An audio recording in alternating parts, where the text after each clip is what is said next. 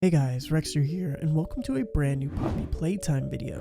Today's video, we're going to be discussing Boxy Boo and where he was in Poppy Playtime's Chapter 3. We're also going to discuss the possibilities of him showing up in Chapter 4, how he ties into the story, and why Mob Games decided to put so much effort into this cool character for him to only show up in Project Playtime. So if that sounds good to you, grab your popcorn and a drink and let's go ahead and dive in. So for starters, we can definitely guarantee that Boxy Boo is canon to the Poppy Playtime story, and not just something that was thrown into Project Playtime to not coexist with the actual game. And even though we don't see him in Chapter 3 physically, we do get a glimpse of him in the video of the Hour of Joy, as he is shredding through different employees, scientists, and anybody else that happens to get in his way, very similar to the teaser for Project Playtime. And in addition to this, if you look closely at the Catnap shrine, you'll see a version of his toy there as well. So now let's talk about what we do know about Boxy Boo. For one, when looking at the cutouts around Chapter 3,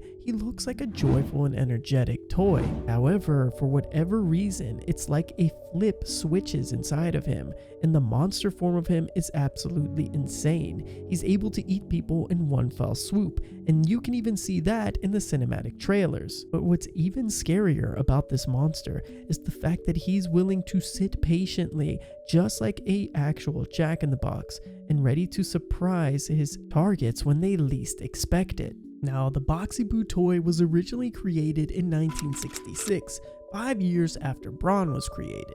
He did have some success, however he wasn't as popular as the other toys and never made the main lineup. Obviously, this main lineup included Huggy Wuggy, Kissy Missy, Poppy Playtime herself, and even Brawn. But lucky for Boxy Boo, his journey didn't end here. In fact, the Playtime Co-Factory found a new reason to keep him around. They eventually repurposed Boxy Boo, and you can see him in the tape that introduces the Bigger Bodies Initiative. Now you may be asking, what is the Bigger Bodies Initiative? Originally created by Harley Sawyer, aka the Doctor, who approached Playtime co-executives in the late 1980s or early 1990s. His plan was to form a solution for the company's ongoing problems, and after giving it some thought, the executives decided to agree.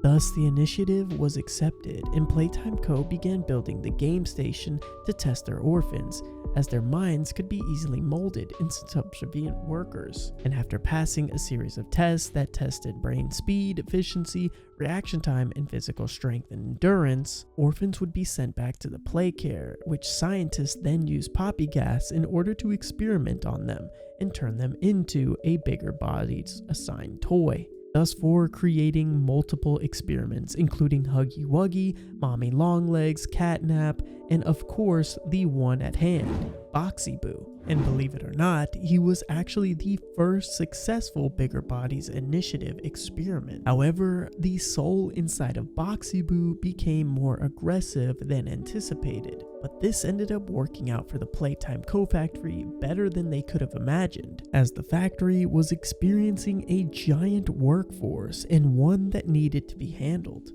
And as things began to get more shady around the factory, that meant more people could be exposed to it, leading to lawsuits and things of that nature. And that's where Boxy Boo came in. His purpose was to dispose of any lower-ended employees aware of the initiative.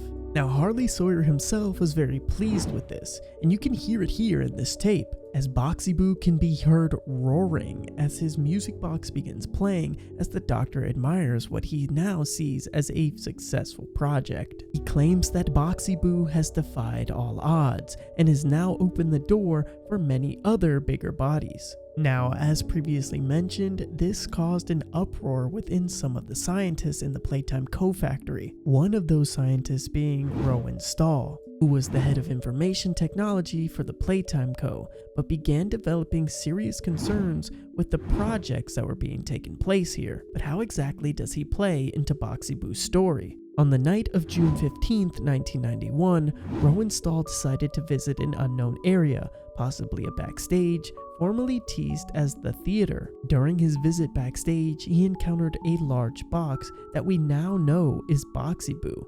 he oddly walked up to the box, only for Boxy to spring its square head towards the 31-year-old employee, swallowing him alive.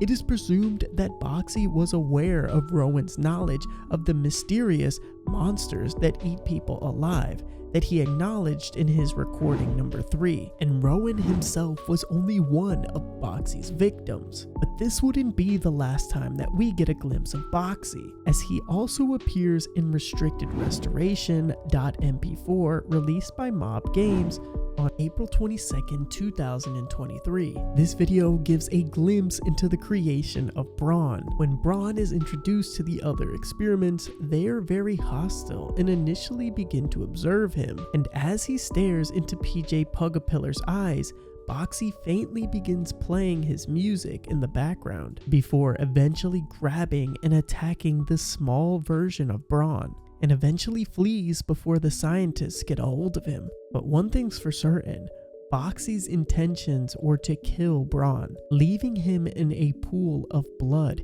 This monster has gotten even more out of hand than the scientists could have expected, thus making him the ultimate enforcer for the prototype, which brings us back to the question of what happened to Boxy Boo in Chapter 3. My theory is that even though he has been teased in not only Project Playtime, but also different arcs, Boxy Boo was the one that attacked Kissy Missy at the end of Chapter 3. My idea is that the prototype has been saving him for something greater, and with an unpredictable personality, he's been locked away for a special occasion. And with Catnap now being killed, it is time to release him. Thus, I believe that he will be the main antagonist going into Poppy Playtime's Chapter 4, as his unpredictable nature will wreak havoc in the amusement park that we should be visiting in the next chapter. And this creature that has been so well thought out by Mob Entertainment will be finally coming to life,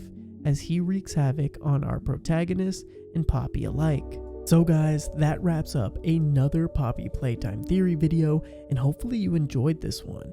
I would love to hear what you guys think about Boxy Boo and where he's been hidden this entire time after the Hour of Joy. Many people think that he is deep down below the play care, and that is the exact place where we're going to run into him. However, I find that highly unlikely, especially since he took place in the Hour of Joy, unless the prototype himself has sealed him away deep underground. So guys, again, let me know in the comment section down below what you think about Boxy Boo, any theories that you would like me to cover in a future video, and of course, if you've been enjoying this series, make sure you hit that like button, hit that subscribe button, and check out this video right here on the screen if you haven't already. Anyways, until next time, peace out!